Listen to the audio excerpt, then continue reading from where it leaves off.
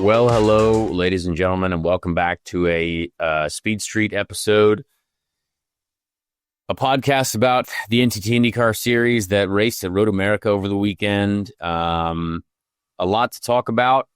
We got some exciting stuff. I had a terrible weekend, potentially the worst of my life in recent years, but we're still here to talk about it. I'm still here to show up and tell you what happened, why, and where. But we also get to talk to the pole sitter, Louis Foster, first-time pole sitter, and we're talking to him because, well, the same person keeps winning. Alex Palou somehow wins again.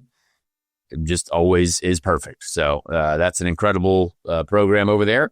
But anyway, I am. If you don't know me, I drive the number 76 in the NTT IndyCar series for Juncos Hollinger Racing and Chevrolet. We had no sponsors on the car over the weekend. We are sponsorless, really, until we get to Laguna Seca. So if you know anyone, we could really use some sponsorship. We really, really need that to happen. So maybe we can figure a few things out. But Chase Holden is here with me, my co-host Chase. The race, now, we're going to talk about the ratings, but the race didn't seem like it was unexciting. I thought that there was a lot going on, lots of yellows, not lots of yellows, but a few yellows. There seemed to be some overtaking, some mistakes made by drivers as well, clearly, hand up, me being one of them. But give me your thoughts on the weekend at Road America.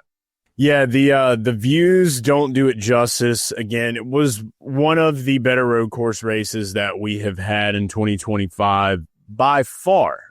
Starting off with the strong qualifying presence of RLL, with Louis Foster getting his first pole, like we talked about. And then the race itself, the strategy, like really coming to the end. Like I was doing a lot of moving this weekend, so I didn't really get to watch it like second by second. But when I went back and watched, like one thing I was plugged into was probably like the last 20 to 25 laps of that race, watching Dixon and Palou, trying to figure out when is Scott going to pit? Is Alex going to make it on fuel? Felix Rosenquist sitting right there just kind of waiting. Santino Ferrucci coming out of nowhere, really. Like, no one expected him to be where he was. Like, Not at all. If you just watch the last 25 laps of this race, there was a lot that happened before that. Don't get me wrong. A lot of cautions, a lot of craziness. We all were praying for the cautions all year long in the fan base. Boy, you got them. So, and Road America just produces that type of race with IndyCar. Love being able to watch dudes just go full send around a corner and try to get a position. I love that we don't have track limits. I think that's great. So that was fun for me to watch. It was fun for me, and for a lot of other fans to really just watch that strategy play out there in the end. A lot of people are saying that Palou Dixon, which I think is pretty funny. And, True. And yeah, and then at the end of the race, you just have one of the moments that go viral everywhere with Santino Ferrucci chugging a beer from a fan, and you call it a day. And to me, one of the more exciting races of the summer, if not I would say Bommarito 500 was probably the most exciting race this summer. But This definitely is in the mix for that. But ultimately, just a lot to break down from this race if you're a person like me that wants to really dissect that strategy, which is something I'm still doing through the week to kind of get the full picture of how everything played out. So just another fantastic IndyCar race. And Brad Pitt also likes IndyCar now too, by the way. So that's another big thing. Just wanted to throw that in there.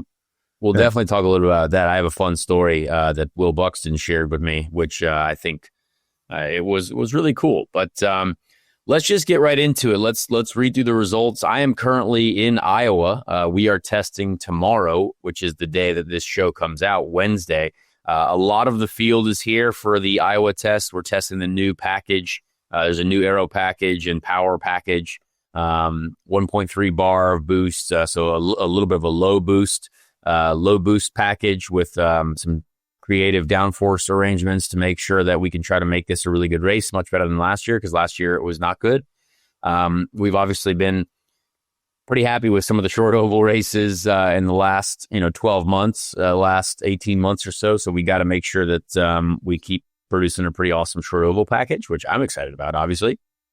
But yeah, let's just get right into the results of the race. We'll go through it. Obviously, Alex Palou wins again in the Red Solo Cup machine. Great looking car. Shout out Red Solo Cups for being a sponsor. Didn't even know that was ever going to happen or if that was even possible. So beautiful. Shout out to the Ganassi marketing department and sales team. Felix Rosenquist second. It was actually his first podium in a long time, which I didn't really realize. Good for him. Happy for Felix. Santino Ferrucci third. Played the strategy game very well. He was only started one position in front of me in the back. And you know what? This became another, strategy race. IndyCar is quite a strategy event. And if you play it right, you nail it. I mean, you got to still make it happen when the time comes. But again, strategy is king in IndyCar, no matter what. Kyle Kirkwood was fourth.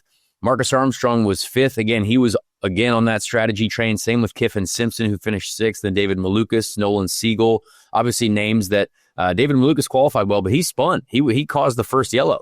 And then I went off the track trying to pass David Malukas myself.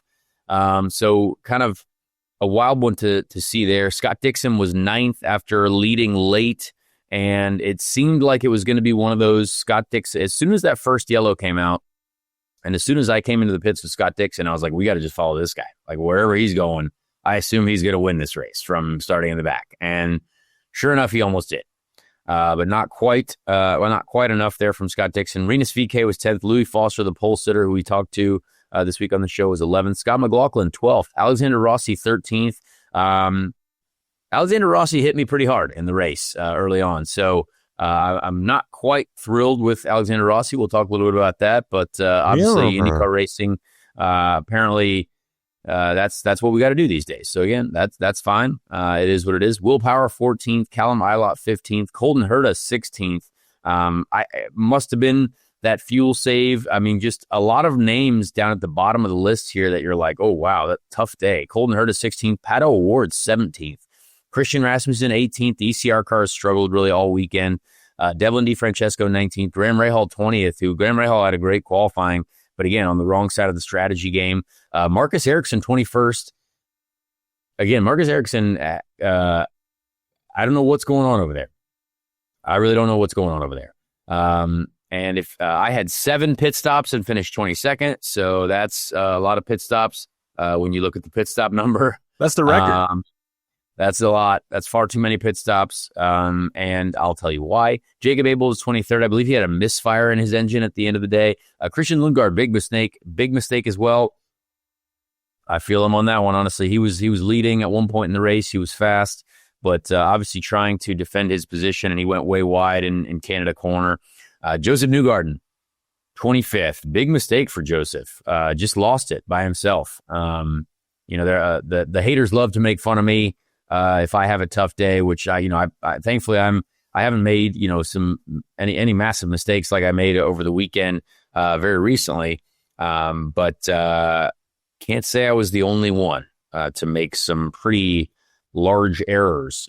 It's hard. IndyCar racing is hard. So obviously, we want to bounce back really aggressively, but what a wild situation to see. I believe, less than 10 points behind Joseph Newgarden in the championship, wow. Which is, I would have never thought after halfway through the season that I would be exactly 4 points behind Joseph Newgarden in the championship. That's why we love this series, Connor.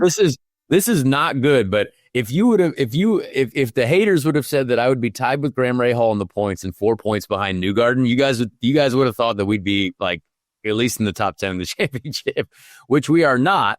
But let me tell you, I think we have a great shot through these next few races. If we can just get a decent result at Mid-Ohio, we could end up in the top 15 in the championship in 2 races. We're in a decent spot here. So it's again, Road America was a terrible result, but it is what it is. So obviously we had Stingray Rob finishing 26th, and then Robert Schwartzman, tough one for him. I actually I didn't get to watch the race back yet because I had to do an appearance yesterday, and I drove 6 hours to Iowa. But I know I saw his car flying off in front of me, and then I actually didn't even know that was Stingray who crashed. until the end of the race. That was a big one. Hated to see that for him. It was a real shame, but let's just get right into our program over the weekend before we kind of dive into the race.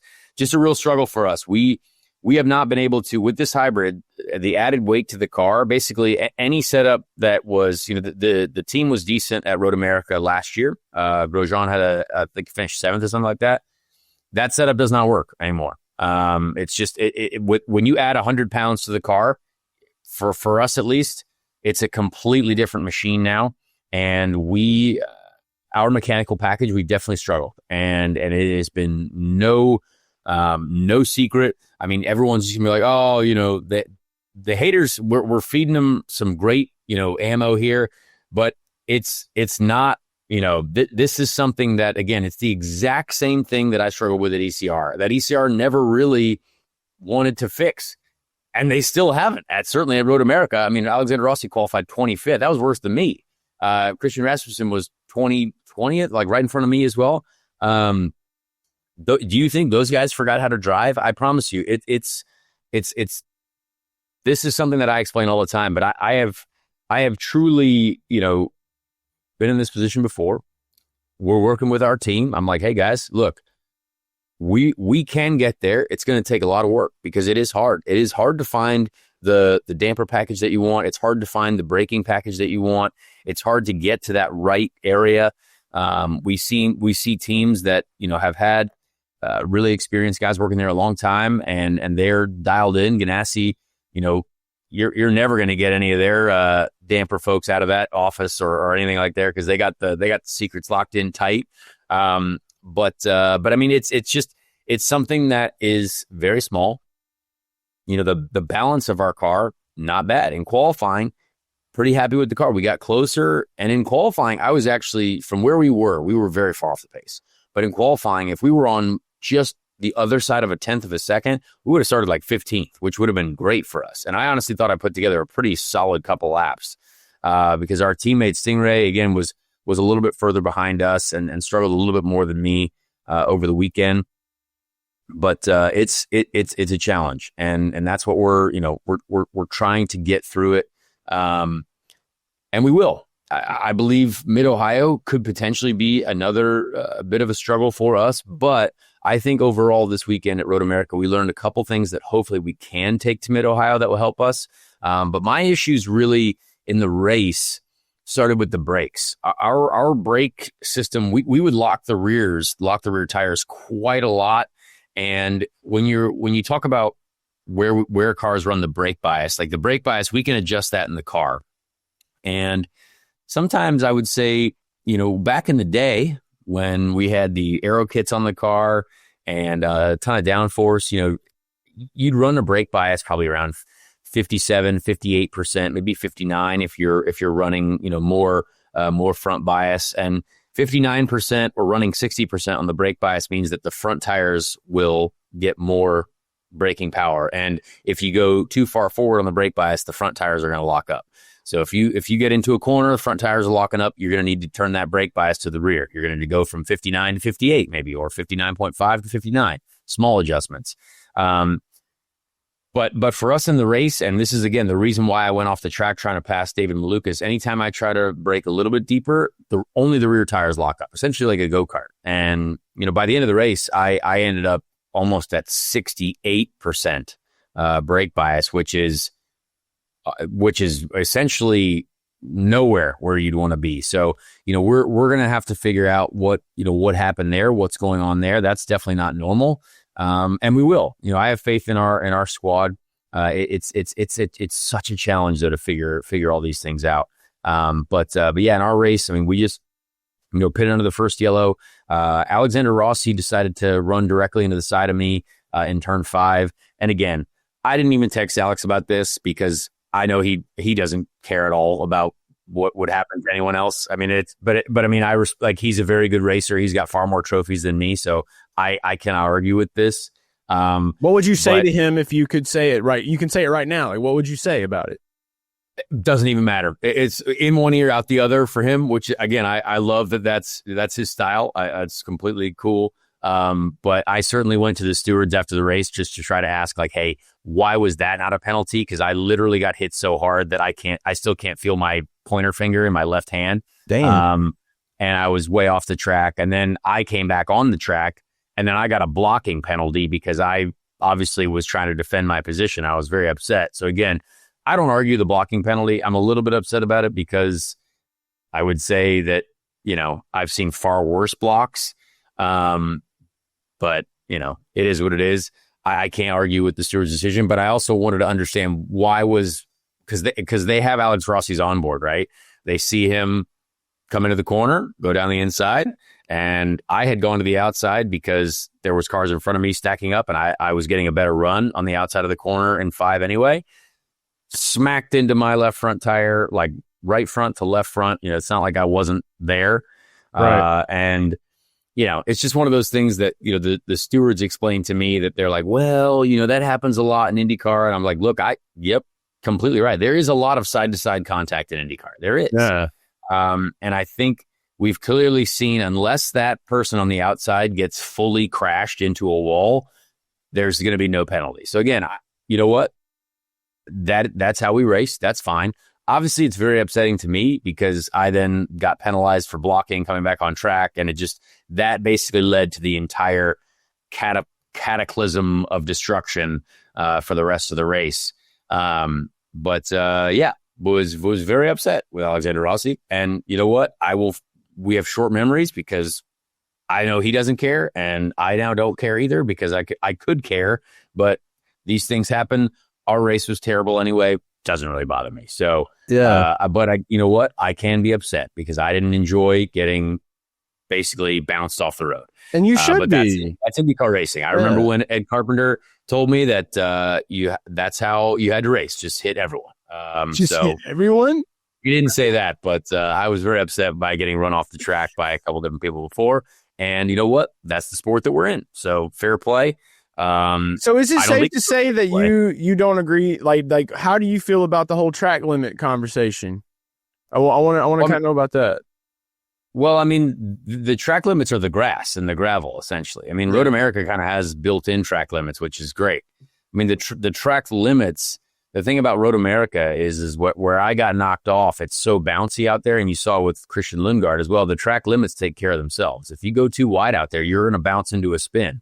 And that's just what happens. So I don't even know why people were talking about track limits because if they were, I would say I think it's the Kyle Kirkwood. I'm sorry for interrupting. I think it's the thing with Kyle Kirkwood, right. And I remember, like you said, you haven't really got to watch the full thing. So there was a moment where Power and Palou just like whip around in a turn around Kyle Kirkwood, and Kyle Kirkwood got kind of upset on the radio, and he was basically saying, like I should get my spot back. That's wrong. Oh yeah, no, I know what you're talking about. The Will Power thing. Yeah, that was, again, if there's a wall there, Will Power's out of the race, right? But he did have enough space to get that under control.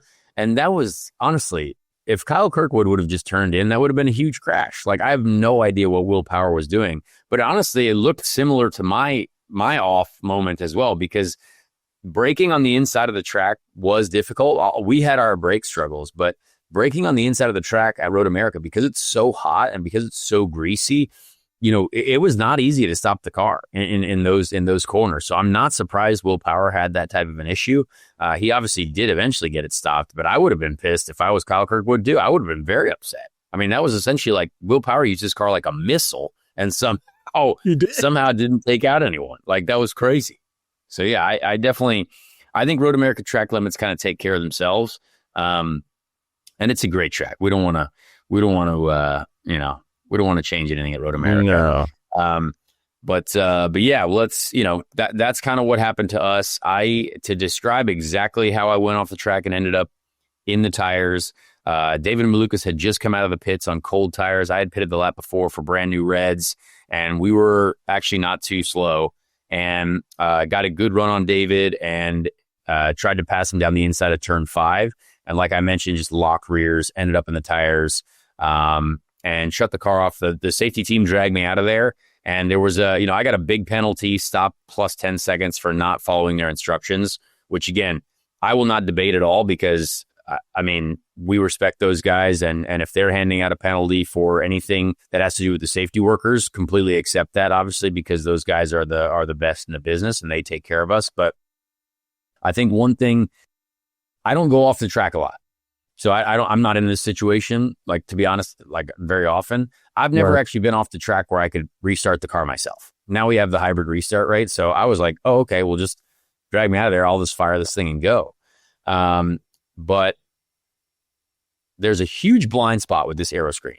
When you have the aero screen, you essentially see like this much. You can't see anything above a certain point because it's decaled, so it's like as it blocks the sun, and there's a giant bar, a carbon bar. So we had to do this with our pit crews. Like when I jumped in for the very first time, our pit crew guys are normally just pointing at us, right? Pointing at us in the pit lane and then go. Now the guys have to get much lower so I can actually see what they're doing with their hands, hand signals. And my outside front guy, whenever he's launching me from the pit lane, he actually stays on his knees because I can't see him if he stands up. And so sadly, when the guy was telling me not to go with his hands like this, I could not see that. I have couldn't see him at all. Got it. And so again, it's not an excuse. Just trying. I just went to them. I went and talked to them after the race. I said, hey, that's on me. I completely accept the penalty, and I hated to put you guys in that position, but just letting you know, I never saw anything that you did with your hand, because all I saw was him get off my car, move away, and that was it. And so I was like, okay, well, I should be able to go. Now, again, it is a mistake for sure, and I'm trying to not go a lap down, of course, right? I have no idea where the field is. I didn't have any communication in my ears on like, hey, the field's here, try to get going. It was just, I gotta leave. Yeah. And so sadly, I left with that toe strap, and then, we could have got back in the race, but that stop and go plus 10 seconds killed us. That was the big penalty that ruined our day. So again, I should have been more patient there for sure.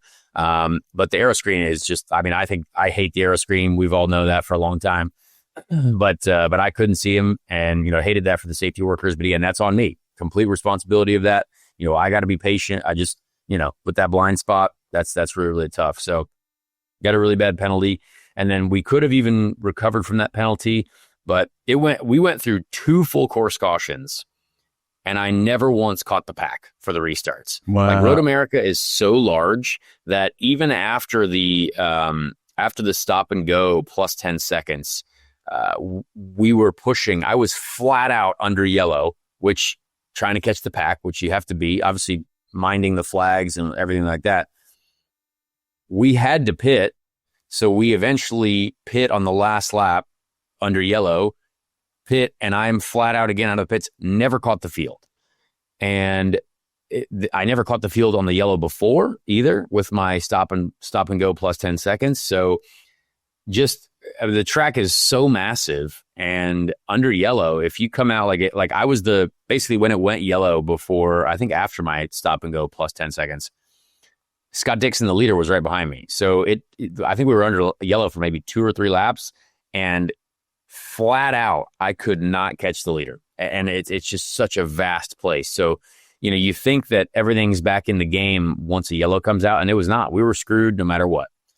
So it was a tough one. I hated it for the team.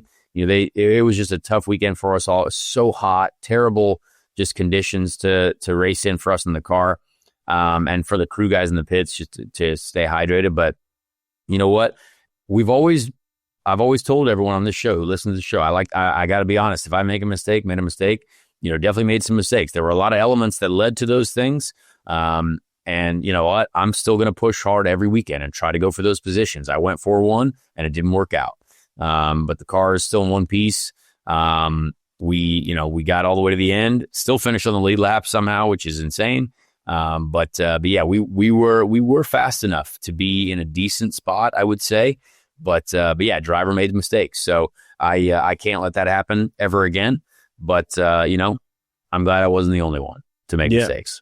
With that, I do want to ask, so this was your first time back, and I think it's important for everybody to remember this was your first time back to Road America in 2 years running on this track? Yeah, 2022 2002 was my last race at Road America and IndyCar. Yeah. Okay, so it's been a little bit of time. What are the biggest differences from what you can remember when the car before it had the hybrid and what it has now? Is there really anything that you can say to it, or is it just stuff we probably already know?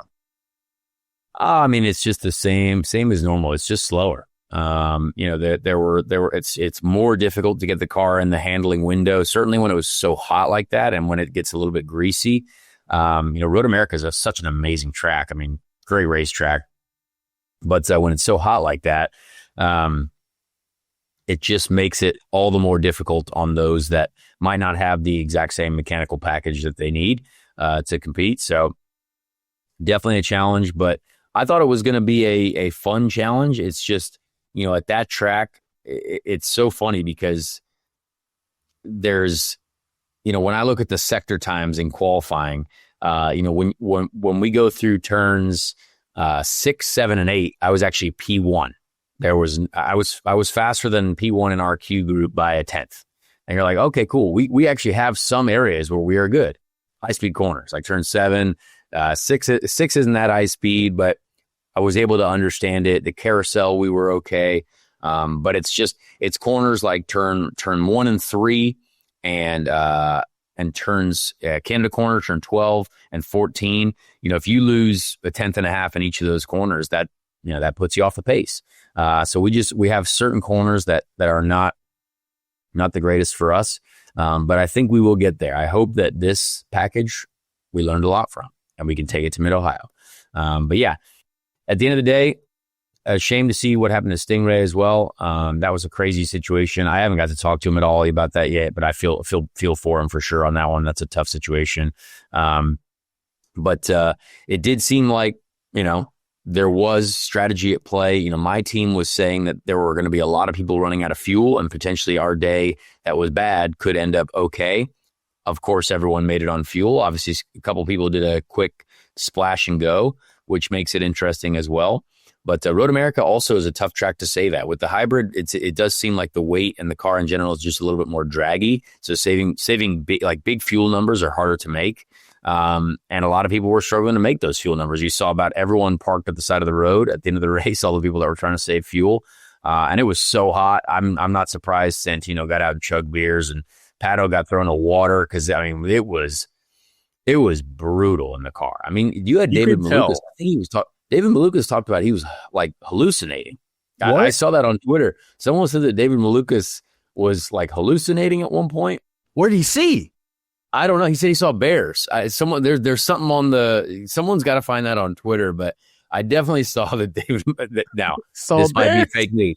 This might be fake news, but I swear I saw someone say that David Malukas on the radio was like, I saw bears and stuff while he was I don't know if he was while he was in the gravel, but dude, it was hot. Like, we have got to find something in these cars that can help us out because it is like it could get hotter somewhere. And you guys are wearing suits. You have like a cool suit on and everything. The cool shirt barely works. Like, it is so freaking hot in these cars that it is like, God. I mean, it's just it takes away from what you can. It just takes away from the product, I think, because there is a lot of us that are literally almost dying out there. So anyway, psycho boys, dude. Yeah. How much sauna time are you racking up? You know what I mean? I've been in the sauna every week trying to get ready to go. So yeah, it was a wild one. But Alex Palou wins again.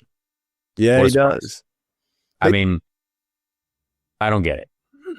I mean, I do get it, but like, I just don't know what to say anymore. I mean, he's very good. They're doing everything right. That's how it's crazy. I don't remember this. I don't remember this type of dominance ever in my IndyCar span of career. I mean, yeah. I have my takes. I have my takes on what I think's going on. I mean, we're moving into a future. Something's happening. Something's going on at that program because when you look at the results, dude, it's just Chip Ganassi's got it. They've got it. Whatever it is, they've got it. You've got Alex Palou winning again. You've got Kiffin Simpson moving up from 23rd to 6th. And you got Scott. And Kiffin, to be fair, like we had Kiffin on the show. He was not fast. Like he qualified last, I think. Like, this is strategy at play. Strategy to a complete incredible level. What brains do they have cooking in real time? That's what we need to know. That's what we Very need to know. smart people. Very smart people. I would leave it at that. How many times did you hear Red Solo Cup this weekend, Connor? And did it make you want to drill your ears out? It was funny to see Alex Palou at every like autograph session and anywhere he was going carrying a Red Solo Cup. It looked like the guy was just getting ready to go to a tailgate. It was pretty cool. But that was wild. Good for Alex. I mean, the guy's going to win the championship by 100 miles, it seems like. I hope not, but I hope that now the second half of the season, I hope we don't see Alex Palou's name up there ever again on the rest of the season. I want to see some differences. I want to see some win. We got to get a Chevy win. We got to get a Chevy win. We got to get a Team Chevy victory. But Alex Palou is going to be probably very good at all of the races continuing. So it is what it is. Have you talked to a lot of the guys at Chevy, by the way? That's something I've been meaning to ask you. I mean, like, what are the conversations like with Chevy right now? I mean, like, obviously Honda is just so dominant. You feel like Chevy's got to figure something out at some point. Well, I mean, honestly, I think two Chevys were in position to win at Gateway, and all things didn't go correctly, right? Like Pato had the issue with Nolan, and I had my own issues. But I think Chevy could have easily won Gateway. I think other than that, we just got to be pushing hard. I think the Chevy guys, everyone at Chevrolet are going to be, continually busting their butts to try to, to get us a victory. And, we'll just have to see what happens. Is it going to be Mid-Ohio? I doubt it, honestly. I doubt it. I don't know if Mid-Ohio is exactly our strong point, but I think Chevy should win all the short ovals. I truly believe that. I think we should win all the rest of the oval races. I would like to win at least one of them. But yeah, we'll certainly see. I don't know what's going to happen. Other than that, we really don't have a ton to talk about. There was a big hiring at McLaren. McLaren just hires everyone. They have enough money to hire every big name, anyone. They've got Kyle Moyer from Penske. Kyle Moyer is very, very smart, very, very talented. And I mean, honestly, I wouldn't turn down McLaren either. McLaren took an engineer from us. They've got everyone. They still haven't won a race this year, which is kind of wild. And I feel like that team, with the amount of people and the amount of information and the amount of money that they've got, I feel like they've got I think the standard for those guys it has to be very high because of how many people they've got and how much resources they have. It's massive. So we'll see what Kyle Moyer has. What effect he has on that group. But yeah, other than that, we've got Iowa tests this week, then a weekend off before we come back to have a look at Mid-Ohio. But let's talk a little bit about the ratings real quick, Chase. Not great. Not great. I'm honestly very surprised by that. I thought Road America would have been a good one for us, and I thought St. Louis would have been a good, just a good excitement boost for our fan base. Yeah. So if you didn't watch, I'd like to know why or what was your reasoning? Because Road America is one of our classic road races, decent time of day to watch. Was it the golf that was on? I don't know. There were some things that could have been on over this past weekend specifically that may have deterred people's maybe the interest. News. Yeah, maybe news. I don't know. Yeah, maybe a little bit. I'm just going to bank on that because what I would say is the product spoke for itself. But then also, too, you have to wonder, I think it's going to be very important for the rest of the year for us to really pay attention to ratings on ovals. If we continue to see that million mark over those ovals, I think that's going to be a great data point, an indicator for what's to come in the future. So I agree. Yeah. So 781,000 people watched on Fox. Yeah, I guess I'm not really, maybe I didn't see as many ads on TV or any other things, any other platforms for the race, but it's a hard one for me because then I was just driving from, northern Wisconsin to Iowa yesterday, stopped at a random gas station, and on the little TV screen is an ad for Mid-Ohio. So I can't say that there's no ads going on because there is. I literally was like, oh, I'm at a most random place in the middle of America, and IndyCar, July 6th. Yeah. At Road America or at Mid-Ohio. And I was like, they're doing the work. Great. The work's there. I'd be interested to see the NASCAR ratings this weekend. Yeah, I'm also curious to see the NASCAR ratings as well. That will be an interesting like telltale sign on who was watching motorsport in general. But yeah, just it's sad because I again I feel like it was a decent road course race, a good one to tune into for IndyCar, and just still have to figure out how we get that $1 million number, the million people number, to a good one. So I did just see a tweet that came out. Sports events this past Sunday faced much stiffer competition from news channels than they did the prior year, likely due to obviously the conflict in the Middle East, because it looks like CNN, Fox News, MSNBC, Newsmax averaging a combined 4.2 million viewers from noon to 6 versus 1.8 million last year. So again, that's a large shift in numbers. That was common sense for me. I don't know. That's crazy. Yeah, it's a shame. But yeah, a lot of wildness going on. So interesting to know those data points. That was from Adam Stern. I just saw that. So anyway, just take that into account when you see these ratings. And you know what? Hopefully there's not anything like that. Hopefully all that stuff gets sorted out so we can go back to watching sports. Amen. So we can go back to watching sports. It's time for sports, dude. Yeah, it's time for just fun sports. I wanted to get a quick take on you about sports, though. Obviously, the Pacers face the L. And I think you have to kind of talk about it a little bit because I know how big of a Pacers fan you are, and not just you, but everybody in Indiana. Just brutal for Tyrese, man. And how are we feeling after the Game 7, dude, getting all that way? It's devastating. I was in, I guess I have a funny story to tell as well. We talked about Brad Pitt earlier, but this will get there, I promise. And then we'll get to Louis Foster. But went to Siebkens in the little town of Elkhart Lake, the very famous Road America hangout for everyone after the race. James Hinchcliffe was there with his wife. Will Buxton was there. I went with my engineers and some of my mechanics.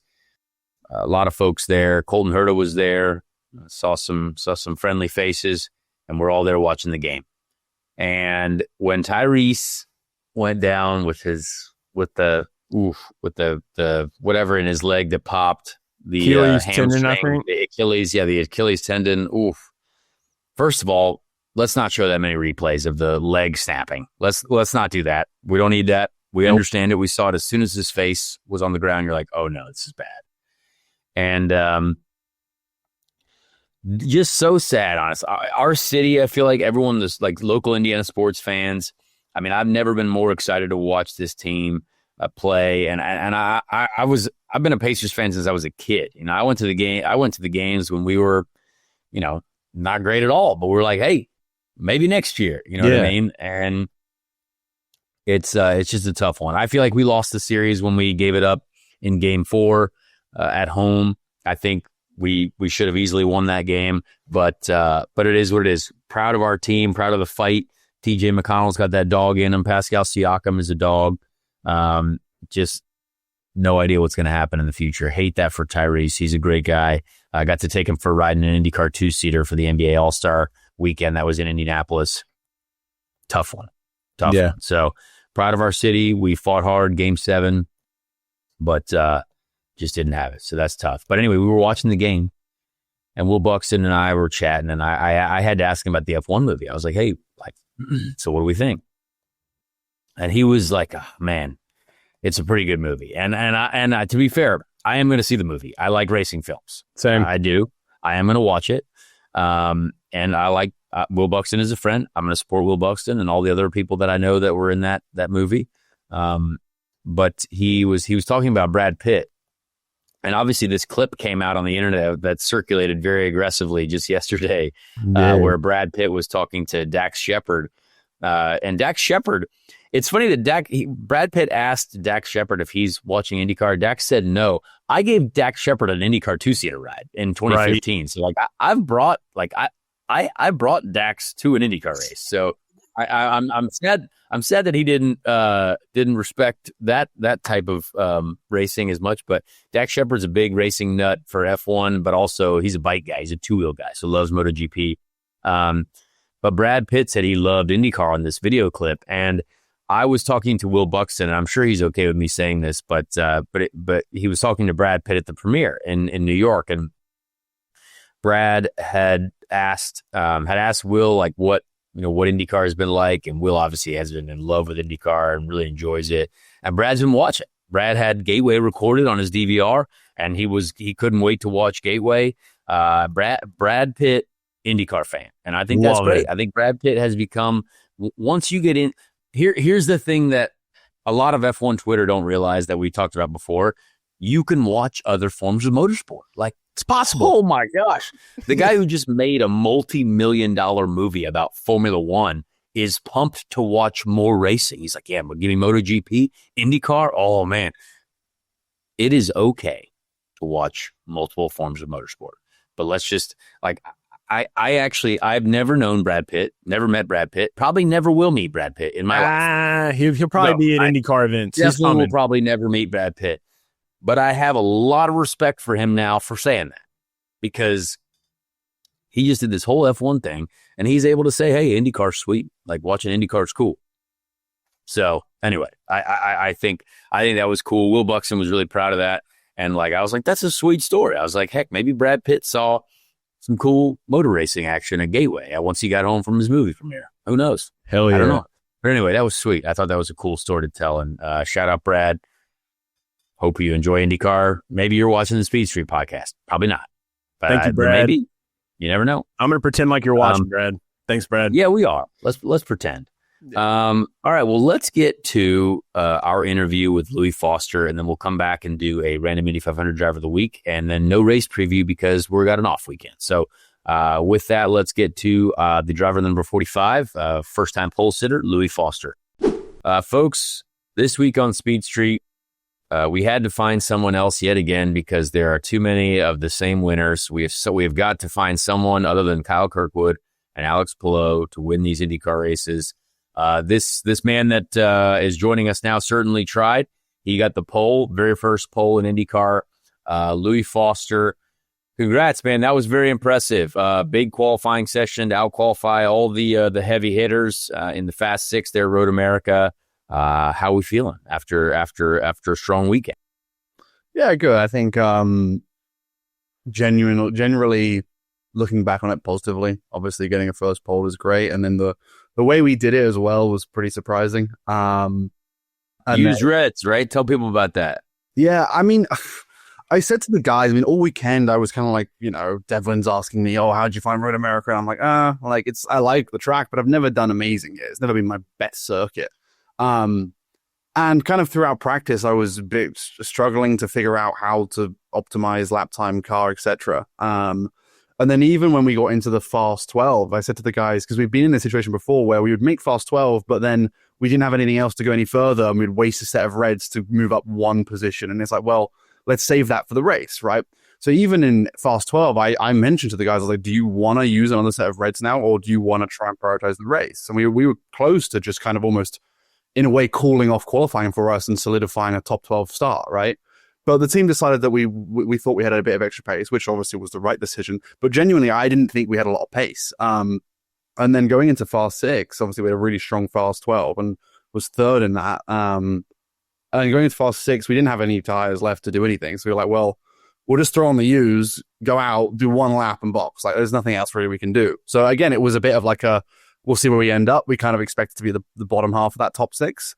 But I remember doing the lap and, do turn 1 or turn 14, the first time corner, I'm a 10th and a half up. I'm like, okay, cool. And then the next corner is another 10th and a half, and then another 10th and a half. At this point, I'm going into turn 5 with about half a second to the good from my previous new tire run, right? And I was like, this is a good lap. So from then on, I had a few corners where I completely missed the apex of turn 5, went straight on, didn't lose any time somehow, and then a couple other corners, but I think genuinely it was just a massive shock to us that I managed to do it. But the used tires held on a lot better than we thought they would. Well, as we saw, I think that led to it being a mostly red race, it feels like. I certainly thought that the red tires were the ideal tire. It was obviously, to let people know, is the same tire as thermal. and thermal ended up being, everyone was, I think, happier more on the red. Now, you didn't have a very fun thermal event, but the thermal red tire, certainly in our case, was much better. Even though it was that hot, did you guys think going into the race that it would be a red race? Were you thinking, all right, we don't really know yet, or how did you guys feel? Well, it was a different. It wasn't entirely the same as them. I think it was either the fronts or the rears that were different, right? Like I think the primaries were different as well, for sure. Yeah, I don't know exactly what it was, but they were very similar either way. We thought it was the same red tire thermal. Maybe you guys have more information than we do. I'm pretty sure that either it was the front or the rear. I'd have to check the guys, but I'm pretty sure it was either the front or the rears of the reds were different. Like one axle of the compounds is the same, but the other compound was slightly different. But it was pretty similar either way. We were positive it was going to be a red race. We wanted to. Well, we had our red stint. We had our first. We were going to do red stint at the start, then black, and then the last stint we were going to decide whether or not we were going to go blacks again or reds based on how the race played out, right? So, I guess we did kind of have a few question marks, but our biggest issue is we thought we were going to dig rear left a lot. So we put a lot of understeering to the car for warm up and for the race. And I knew that optimal lap time wise, it wasn't faster. I could feel it, but I was like, I think over a stint, this might be faster just to protect the rear left. But ended up being that our front left got degged the worst in the race, which is why we struggled so much at pace. We just didn't have the balance in the right window, and we were degging the front left way too much. Interesting. Yeah, I think I was very surprised to see how that race played out. It was because of the yellows. I obviously was one of the yellows. I didn't have a great day myself, but there was a different strategy right out the gate because we had Malukas flying off the track, instant yellow. We started on black, so we wanted to get those off immediately. But then you had people like Scott Dixon getting extra fuel, and you figured for sure Scott Dixon is going to be leading the race at some point, which he obviously was because he's Scott Dixon. But when you guys saw the different strategy playing out, was there any worry where you're like, okay, now it's going to be something to where starting on pole actually hurts us because we couldn't pit on the first yellow? How was that going through your guys' minds? To be honest with you, I haven't had the time to review the race yet. I've been flat out since the race. We haven't done our strategy review. So I actually, I don't know how you feel. You might be different to me in the sense because you've got so much experience in IndyCar. But honestly, I haven't got a clue what's going on in the race. I just drive as fast as I can for as long as possible. I still haven't understood how everything's playing out. So a lot of the time, like, I'll find myself in like P19 and I'm like, oh my God, we're having an awful race. And then I'll look down a few laps later and I'm P3 or P4 because everyone in front's boxed or whatever. So I still don't have that understanding during the race of the strategies, which I think will come with time. I'm sure you probably felt similar when you started out. Yeah. Yeah, I mean... Did you have to save at the end, though? Were you on a big saving number at the end? No, you were pushing. I was pushing at the end. I had... That's helpful. I came out... Yeah, I mean, I just slowly fell back throughout the first two stints. First three stints, really. Just because I was conserving rears still and we were still too understeer. And then by the time at the end of the second stint, I realized, like, we're saving the wrong tire here. So I went complete opposite on my bars and just went full push and was hustling the car. At that point, I started to regain kind of what I'd already lost, but it was so hard at that point, managing push parts and everything. But I think I went from maybe like 19th to 11th in the last stint. I was on reds. There's a lot of fuel savers. I overtook quite a few guys in that last stint. And then I got past the Penske's right at the end because they were on a big fuel save. So that was good for us to be able to get back and claw back some decent points for us. So P11, it's good. It equals my best finish, but from starting first, it's like, you want a bit more than that. IndyCar is hard. It's truly a wild day. I'm sure Chase has a question for you that particularly might have to do with a facial hair arrangement. Yeah, I just want to start with a moment of silence for you not having a mustache anymore, Louis. So I'm just going to do that now. R.I.P. mustaches.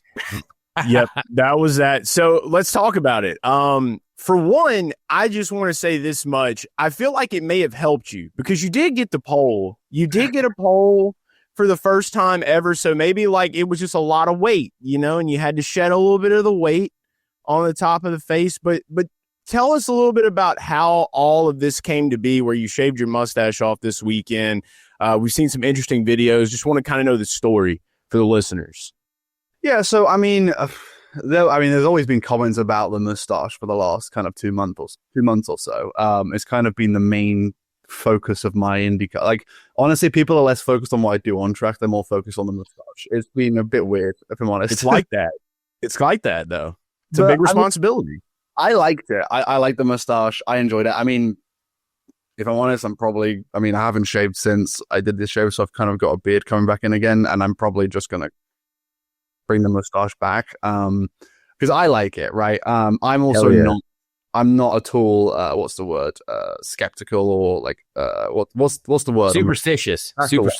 I'm not superstitious at all. Like I don't think it well, I don't know, we'll see. But basically what happened is we went to the Sabikins for Kids charity thing, the bartending, and the guys asked me when I went up on stage how much to shave the mustache, and I was like, I don't know, $1,000, I guess. From my understanding, the way it worked was I am bartending for 15 minutes. And if I can make $1,000 in those 15 minutes just from tips, then I'd shave the mustache. So I was thinking, no way I make $1,000. There's no way. Like it's, people out here just buying drinks. No one cares that much about my facial hair, right?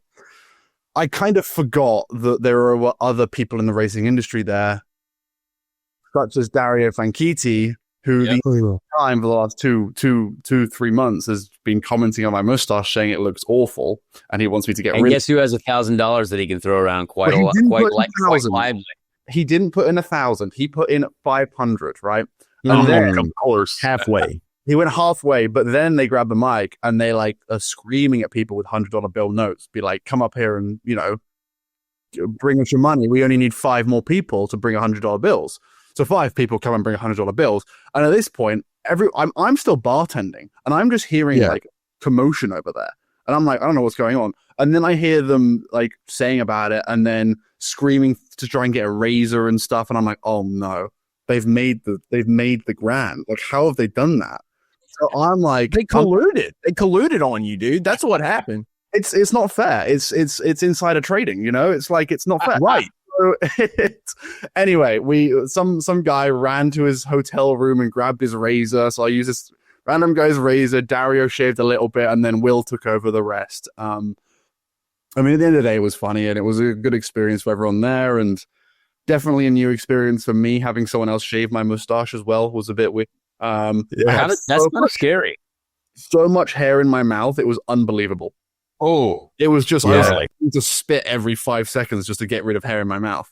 But like I said, like it's facial hair, and it was $1,000 for kids for charity. Like, I'm happy. So yeah, it can come back. And I want to say this: I'm curious to know how Dario Franchitti feels about my mustache now. I'm curious to know how he feels about mustaches in general. I think he could look really good with a mustache if he did it. So maybe he was just insecure. Maybe Dario was a little insecure of about it, and he was a little jealous of your mustache. I think that's what this is all about. Genuinely, I think you're right, Chase. I think so. That could be I it. think he can pull it off. I think he was jealous of it. Mm-hmm. Honestly, it was a great story overall. Like these little things for our series in the paddock, and like for the fan base on Twitter, I think is just in general, it's good. So the fact that you got pole and everyone's like, oh my gosh, first thing, it must have been the mustache. Like, it's just funny. So kudos to you for doing that for charity, raising money for kids. That's obviously super, super strong. And you were rewarded for that. So there you go. Pole position. You got the nice hats. Everyone's got a trophy. Your engineer, Daniele, correct? Yep. Smart guy. I worked with Daniele when I was in my very long time ago. He's a very smart engineer, and you got a great group of guys on that squad, particularly. How pumped were they? How pumped were the 45 squad after that result? Oh, insanely. I mean, like, it's been how long has it been since I was at a pole? Nearly 2 years now. Since I think the last one was Graham at the road course in 2023, I think. Oh no, Portland 2023 was the last pole they had. And yeah, I mean, the guys have been working their butts off. I mean, the teams had a massive, going into this year, we had such high expectations, and realistically, we've probably fallen a bit short of those, right? Especially looking at our standings in the championship and where their RLL cars are sitting. It's not where we want to be and not where we thought we would be, especially with all the changes that's been made over the winter. But I do think that there's a bit of growing pains in that with new personnel on the team. There's a lot of new people and a lot of new performance engineers, team manager, team president. Like it's completely different from the RLL that was 12 months ago. So that's going to take a bit of growing pains, and I feel like we're getting into our steps now and getting into our strides. And personally, myself, I feel like I'm starting to figure it out. We've obviously had some pretty difficult results in the last couple of weeks. Some completely just unlucky, and some my fault. Made a mistake at St. Louis, and was pushing too hard there. But no, I think we've got a good grasp of where we are and what we need to do and how we need to keep improving. But man, it's so hard on IndyCar. I mean, it's like you just sometimes feel handcuffed with what we got and how you can improve. And it's just like, you'll do a lap and it's like the balance is good, but they've just got more grip. Like, simple as that. Like, there's nothing else I can do. Do you know what I mean? Boy, have I felt that before. Yeah, I know exactly what you're talking about. I was saying the same thing about you guys over this weekend. We were definitely on the struggle bus. But let's talk. You did mention St. Louis, and I'm very curious because you were involved in the biggest shunt in a while there, probably. And I want to know if you saw Joseph coming. Like, obviously, you're in a really tough spot when you break suspension like that against the wall. You think, maybe I can make it back, but on an oval, if the suspension snaps like that and you go around, you're completely just a passenger. But did you see Joseph coming? Like, were you able to be like, oh yikes, this car is about to hit me, or was it a complete surprise? No, I saw him. I mean, yeah, I've been running the Highline all race. I've been watching your races. I've been doing my kind of daily impression, and it was working well. I mean, our car was great on the Highline, and the thing is, I knew, and you know this as well, right? When you run the Highline after a restart, it's a ticking time bomb. Like, there's only so long you can do it for until the marbles bite you. And it was working for a while, and I knew that eventually it wouldn't, but I just didn't know when. And we were in such a good stage of those. We had such great pace. I mean, I had Joseph behind me, 3 cars back, trying to lap, obviously, all the cars. So we're pushing to stay on the lead lap, overtaking cars, basically just following Joseph, but just in front of him, basically. And then I got up to Ferrucci, went high on him, and then he kind of comes up as I'm trying to like look on the outside, and it gives me a little wiggle, and I catch it. It wasn't a big wiggle at all. I mean, we were loose all race, and it was what I was dealing with. But it was just enough to push me that half lane extra into the marbles. And I thought as soon as I caught it, I got back on the throttle to go again because I thought I was fine. But then I realized I'm not fine. And I just slowly, it's that, you know what it's like. It's the slow depressing into the wall. You just clip it. And the first impact, I think, didn't cause any damage. It was the second, like, tiny impacts like I did afterwards that bent the suspension. And in my brain at the time, I was like, do I just right hand down this into the wall just to pin me into the wall and keep out off the track?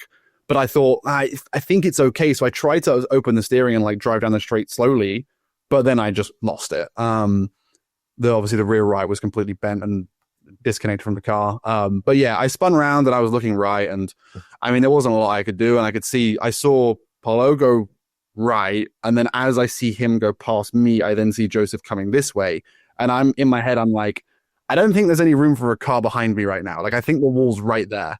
And yeah, there wasn't. So yeah, it sucked. I mean, it's a shame for him. I mean, I know it's a difficult situation for him. Obviously, he made the incorrect decision to go left and not go right, but it's a split-second decision, and it's. I know how hard that is. So, yeah. I mean, at the end of the day, I'm glad he didn't T-bone me and kind of went in more towards the rear because that would have sucked. And I'm also glad, obviously, that he's okay and everyone was fine, and the car wasn't tubbed because. That's good. Yeah, which is good because we tubbed the one at Detroit from the suspension failure. So, yeah, I was very happy when I found out that the car is actually okay. But, yeah, I mean, the guys, like I said on my Instagram post, the guys have worked their ass off to get that fixed and ready. I mean, they've had to rebuild 2 cars in 2 races, basically. And they build it so well that they give us a car we can put it on pole with. So, simple as that. That's all you can ask for. Yeah, it's going to be awesome. Well, I think you guys... Looking at just the field in general, I feel like this year there's been several places where, other than Ganassi's been good everywhere, and probably Andretti as well, but there have been teams that have been so up and down, including our team, right? Obviously, I thought we can win every oval so far this year, but we have struggled for sure on the road and street courses. You guys, for sure, pole and then Indy GP, you guys were really fast. Had a lot of really strong But then there's also been some races where, poor Graham looked like he was going to die every lap at St. Louis. And then there was a couple, just tell us what those ups and downs have been like for you guys. Has it just been a bit of a weird mental ride? Like, hey, we're going to stay locked in no matter what, because we know that, the next track could be a completely different scenario. Yeah, I mean, for me personally, I think I don't think we've had obviously very, very good races. I don't think we've had particularly awful ones, like where we've just been like nothing I can do, we're just bad, right? St.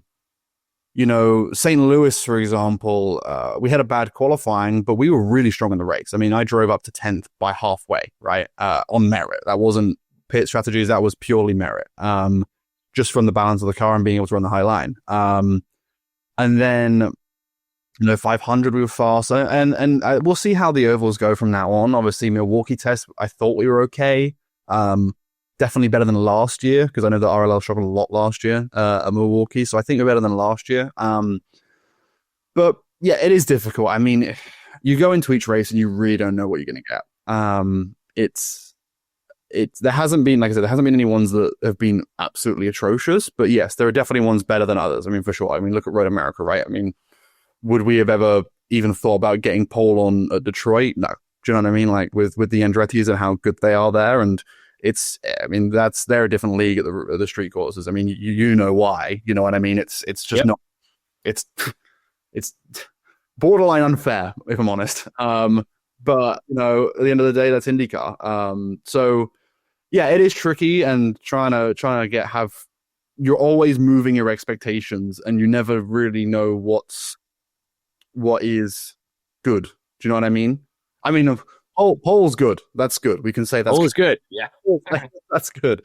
But like, yeah, you'll go to weekend, you'll, I don't know, qualify 10th or 12th or whatever. And you're like, is this good? And it's hard because you've got to manage yourself against your teammates. So it's like, well, how did Graham do? How did Dev do? Like if I've beaten both of those, then usually I'm like, okay, I'm happy with that. Right. So it's hard to kind of judge that. But like I said, I mean, you know how it is. You just go into every weekend, you do the best you can, and you get what you get given. Absolutely. Chase, I'm going to let you jump in here. Yeah, you talk a little bit about like, the headspace of looking at like street courses and feeling like, okay, yeah, Andretti's got this. It feels like it's a little bit unfair. What does it really take to use what you can control to kind of shift that energy at RLL? Because I mean, you guys showed up swinging at the Indy GP. You showed up swinging at Road America, and I already had this feeling like I knew going into the weekend that you guys would probably be strong when it came to qualifying. So it does seem like there are some big upticks in y'all's program right now. But what do you think it's going to take to kind of shift that energy for you guys? I think firstly, we have a very good qualifying package. Obviously, right? I think both races that we've been quick at, and we've actually had a strong package of a car, which is by the GP and Road America. We've been up front in qualifying, right?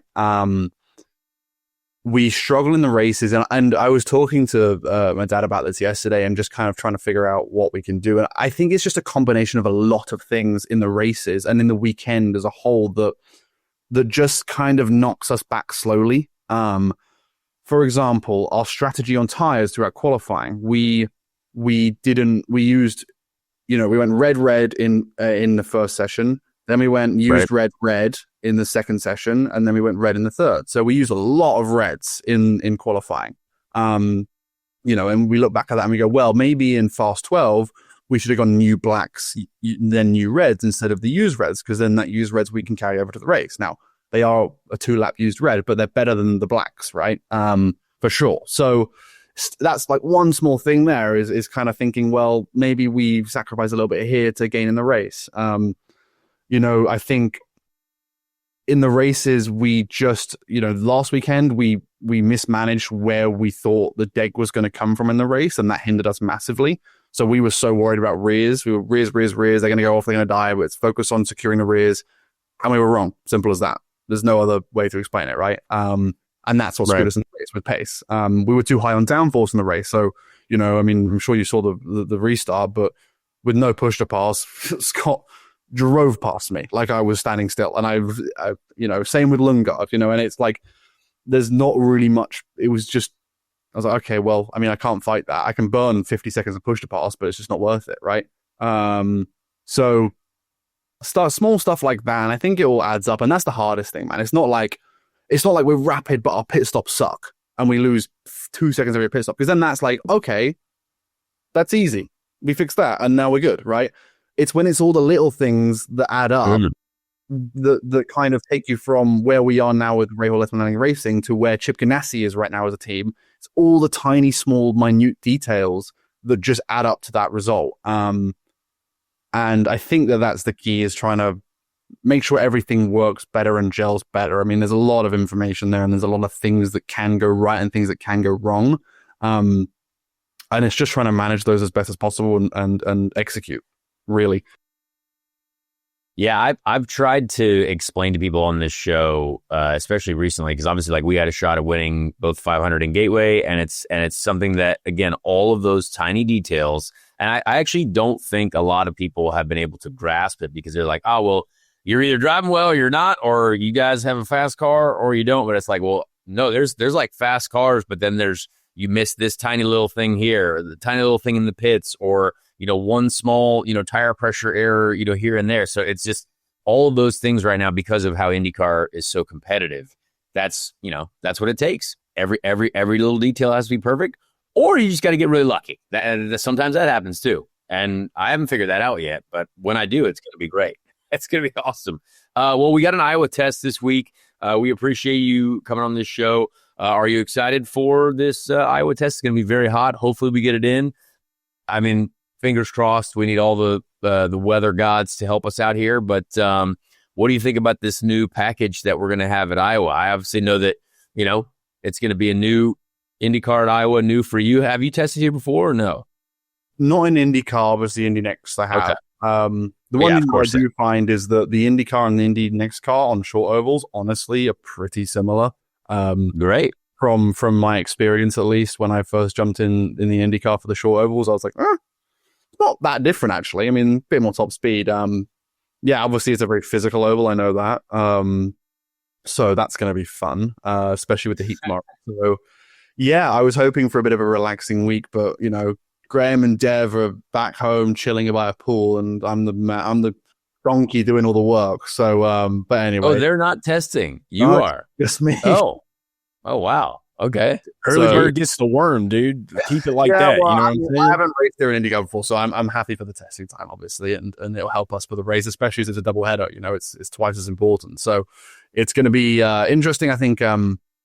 Yeah, we'll see what we got when we get there. I mean, I think we've got a decent package, done a bit of sim work beforehand, and obviously got some new engineers on the team that know how to do some oval stuff, as you know. So yeah, hopefully with a bit of luck, we should have a good package.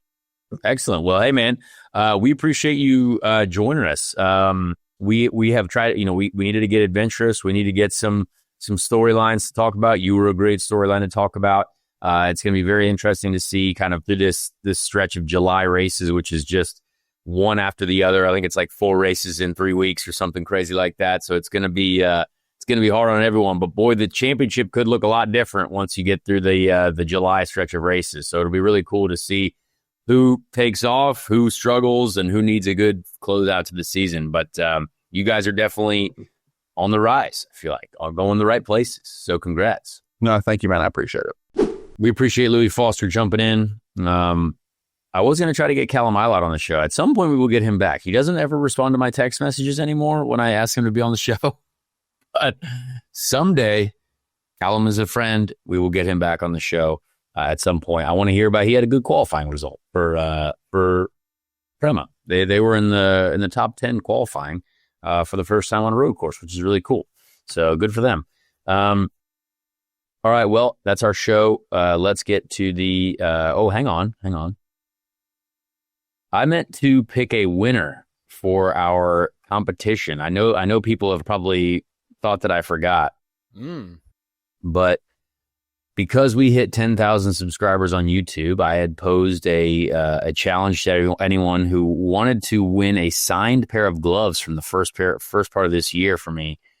To comment on the Indy 500 show, the post Indy 500 show. There were a lot of comments, hundreds of comments. and you had to be subscribed to the YouTube channel, which I believe everyone is. Well, we hope everyone is. Subscribe. But yeah, subscribe. But we used a YouTube random comment picker, and we are going to announce that winner really quick before we get to the Ricky Treadway Random Indy 500 Driver of the Week. The YouTube pickawinner.co random comment picker went with at Jason.Jacobson. At Jason.Jacobson is the winner. His comment was, "Thanks for sharing everything behind the wheel, man," which I think meant peeing myself. So Jason.Jacobson, if you are listening to this, or if someone is listening to it for you, you have won a signed pair of gloves. We appreciate you commenting and being subscribed on the YouTube. To make sure that we prove that it's you, you're going to need to take a screenshot of your YouTube account, whatever it is. Take a screenshot of your YouTube name, and to prove it's you. And we want you to email it to producer Bobby.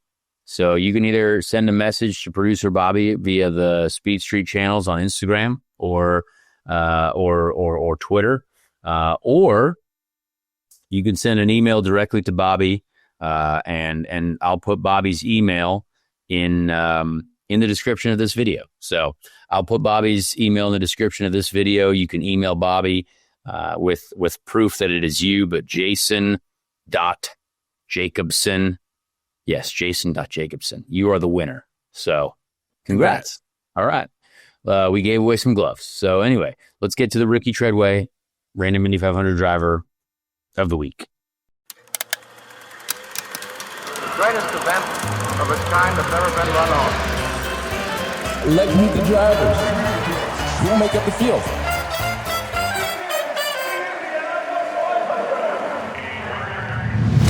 This week, we went to a year that we've only used once. We went into the history books. We went to 1935 Indianapolis 500, the 1935 Indianapolis 500 won by Kelly Patillo. We found a great one. We found the 14th place finisher. 14th place finisher, Harris Insinger. Harris Insinger is Alfred Harris Insinger Jr., born in 1909, lived a very short life, sadly, died in 1935. Insinger was born in Blue Bell, Pennsylvania, and he was killed in a racing accident. Sadly, a lot of people were dying back in those days. Only one Indy 500 to Harris Insinger's name. Not a lot of information, obviously, because it was a short life, but 1935 was his only Indy 500. So I really enjoy finding the only drivers that have done only one Indy 500. Obviously sad because old Harris is dead. Yeah, Blue Bell, Pennsylvania, died in Oakland, California, age 26. So far too short of a life, but shout out Harris Insinger. There you go. That's it. I think about Blue Bell ice cream when I think about Blue Bell, Pennsylvania. I immediately really thought good. of that as well. I hope Harris got to have some of that. I hope so. Probably not, but I hope wherever he is now, he's having it up in the spirit realm. Who knows? Amen. Up in heaven, maybe he's having some Blue Bell ice cream. All right. Well, we've got an Iowa test tomorrow, so we can maybe talk next week about some of those results and what that felt like. Thank God we've got some IndyCar stuff to talk about. And then we've got a Mid-Ohio race coming up July 4th weekend. So we appreciate you folks listening to the show. Subscribe, listen, like, whatever you need to do. Spotify, Apple, we appreciate all the listeners. And thank you guys, and we'll see you next week on Speed Street.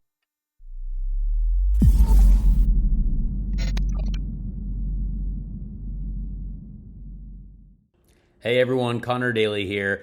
Please leave a like on this video if you did enjoy it, and also subscribe to the channel as well. That would be very helpful. Be a friend, tell a friend. Thank you so much for the support, and we'll see you on the next episode of Speed Street.